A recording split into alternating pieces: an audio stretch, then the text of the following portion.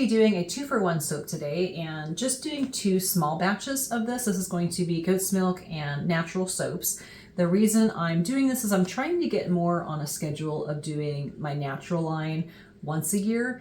And this is kind of, I got off last year due to a lot of things going on, so I'm trying to get back on schedule and on track, so I'm just making some partial batches. So I'm going to be doing 6 Thieves and then Woodland Zest. I have my essential oils all ready to go, and they're in kaolin clay to help anchor the scent. And these are from the batch that I made over the summer. So not a lot of color differentiation in these two. I'm hopefully going to get a bit more with this. The citrus in both of them does tend to discolor more to that orange, and they're goat's milk, so that's going to add it, kind of add that tone, that tan tone to them.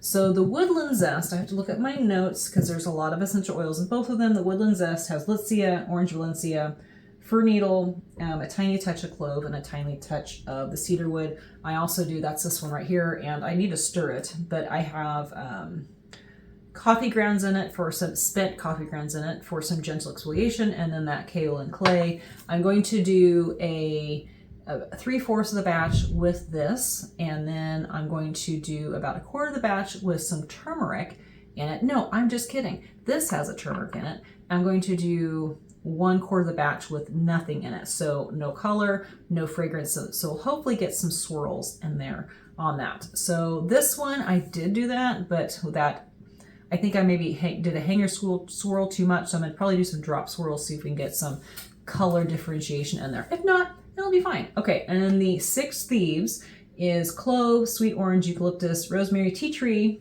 and then a mix of citrus. I've got lemon, lemongrass, and Litsea again.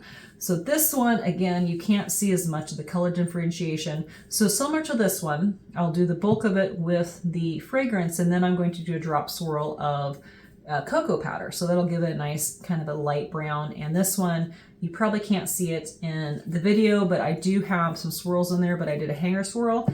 Just going to do drop swirls with that. So again, it's going to be a 2-for-1, and with the colors, it will morph a little bit when it's going through the gel phase and saponification, and then the final color will not be set until about 6 weeks by the cure time. So let me go ahead and get everything set up, and we'll come back to make the soap.